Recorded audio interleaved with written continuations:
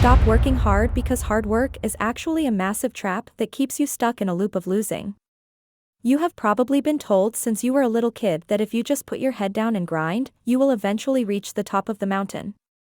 But look around. There are people working 3 jobs who are still struggling to pay rent, while others seem to glide through life making millions of dollars while barely breaking a sweat. Is it luck?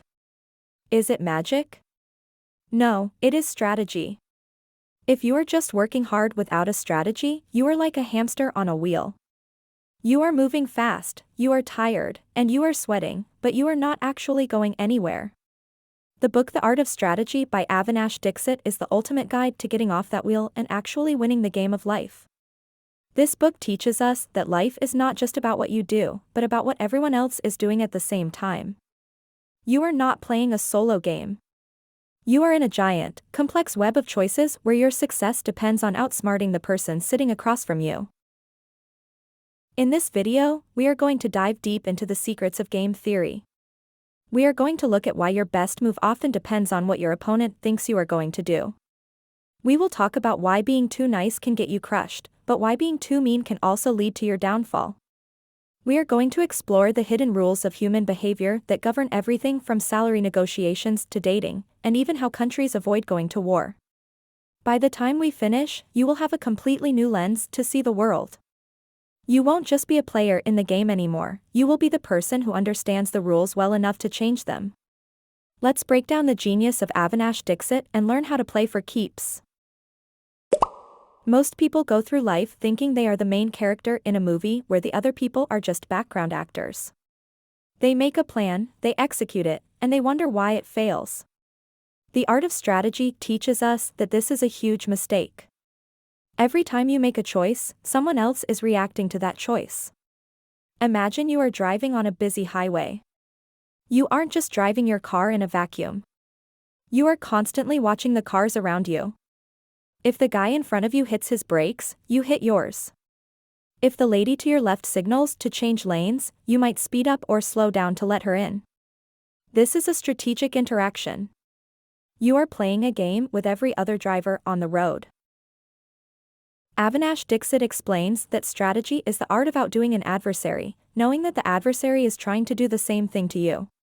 It is like a high-stakes game of chess, but the board is your career, your bank account, and your relationships. The first big lesson of the book is that you must always look forward and reason backward. This sounds simple, but almost nobody actually does it. Think about it like this: if you want to be the CEO of a company in 10 years, don't just look at what you need to do today. Look at the person who is currently the CEO. Look at the moves they made right before they got the job. Then look at the moves they made 5 years before that. You have to visualize the end of the game and then trace the steps back to where you are sitting right now. If you don't know where the game ends, how can you possibly know what your first move should be? Let's use a real-world example to make this crystal clear. Imagine you are at a carnival and there is a game with a big jar of 20 marbles. You and a friend take turns picking up 1, 2, or 3 marbles. The person who picks up the very last marble loses. If you just start picking up marbles randomly, you are probably going to lose. But if you use the art of strategy, you look at the end of the game first. You realize that if you leave your friend with exactly 1 marble, they have to pick it up and they lose. So, how do you make sure they are left with 1 marble? You work backward. To ensure they get that last marble, you need to make sure that on the turn before that, you leave them with 5 marbles. Why 5? Because no matter if they pick 1, 2, or 3, you can always make a move that leaves them with exactly 1. By reasoning backward from the finish line, you have won the game before it even started. This is how the smartest people in the world operate. They don't react to the present, they master the future. We often think that winning means pushing harder than anyone else. We think about arm wrestling, where the person with the biggest bicep wins.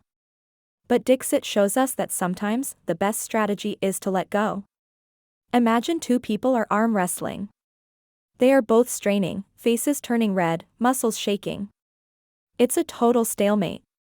A strategist might realize that the energy spent fighting this battle isn't worth the prize. They might intentionally let go, not because they are weak, but because they want to end the fight quickly so they can go win a different, more important game elsewhere. This happens in business all the time. Companies get into a price wars, where they keep dropping their prices to beat the competition until nobody is making any money. They are both losing because they are obsessed with winning the immediate fight. A strategic company might decide to stop fighting on price and instead focus on making a product that is so unique that the price war doesn't matter anymore. They changed the game.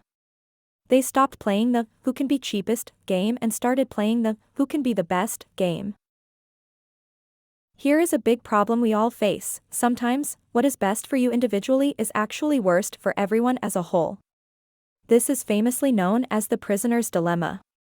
Imagine two bank robbers, Joe and Bob, get caught by the police.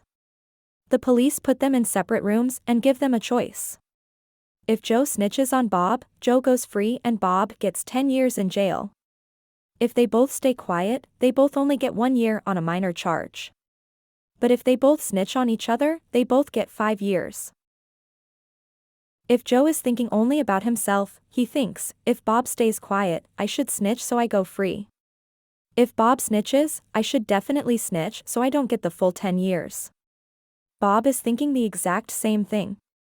So, they both snitch, and they both get 5 years. If they had just trusted each other and stayed quiet, they would have been out in 1 year. This happens in real life every day. It's why people overfish the oceans or why coworkers stab each other in the back for a promotion. We fail because we can't find a way to cooperate. The art of strategy tells us that the only way to solve this is through the credible commitments. You have to prove to the other person that you won't betray them. How do you make someone believe you? You have to take away your own ability to back out. There is a famous story about a general named Hernán Cortés. When he landed his men on the shores of Mexico to conquer the land, he did something crazy. He ordered his men to burn their own ships. Why? Because it sent a clear, strategic message to his soldiers and his enemies: there is no retreat. We either win, or we die. By burning the boats, he made his threat to fight to the end credible. If the boats were still there, his soldiers might have run away when things got tough. But with the boats gone, they fought with the strength of 10 men because they had no other choice. In your life, if you want people to take you seriously, you have to show that you are fully committed. If you are starting a business but you keep your old job, just in case, you aren't burning your boats. Your strategy is weak because you have an exit plan. The most successful people are often the ones who make it impossible for themselves to fail. Have you ever wondered why people spend thousands of dollars on a college degree that they might never use in their actual job? Or why people wear expensive watches? It is all about signaling. In a world where we don't know who to trust, we look for signals. A degree isn't just about the facts you learned, it's a signal to an employer that you have the discipline to sit through 4 years of classes and pass tests. It proves you can follow rules and finish what you start. The art of strategy explains that if you want to succeed, you have to be careful about what you are signaling. If you show up late to a meeting, you are signaling that your time is more important than theirs, or that you are disorganized. Even if you are the smartest person in the room, a bad signal can ruin your chances. You have to look at your actions from the perspective of the person watching you. What does this move tell them about me? If you can control your signals, you can control how the world treats you. The climax of strategic thinking isn't just about playing the game well. It is about realizing that you can change the rules. If you are in a situation where you can't win, don't just keep playing. Change the game. If you are a small company competing against a giant, don't try to beat them at their own game. They have more money and more people. Change the rules so that being small is an advantage. Maybe you can move faster, or maybe you can offer a personal touch that the giant company can't match. Avinash Dixit wants us to understand that strategy is a living, breathing thing. It is about being flexible, thinking ahead, and always remembering that you are interacting with other humans who have their own goals. Don't just be a pawn on the board. Be the one who understands why the pieces are moving. When you start thinking this way, you stop being stressed about competition and start seeing it as a puzzle to be solved. At the end of the day, the art of strategy is about more than just winning. It is about finding the best way to live in a world full of other people. It's about learning when to compete, when to cooperate, and how to make sure your word actually means something. It's about moving from a mindset of me against the world to me and the world playing a complex game together. If you can master these principles, you will find that doors start opening for you. People will respect your commitments, they will fear your threats, and they will want to be on your team because they know you play to win. Stop grinding without a plan. Start looking ahead, reasoning backward, and playing the game with your eyes wide open. If you enjoyed learning how to outsmart the competition and want to level up your life with more secrets from the world's smartest books, hit that subscribe button right now to join our community of self-learners.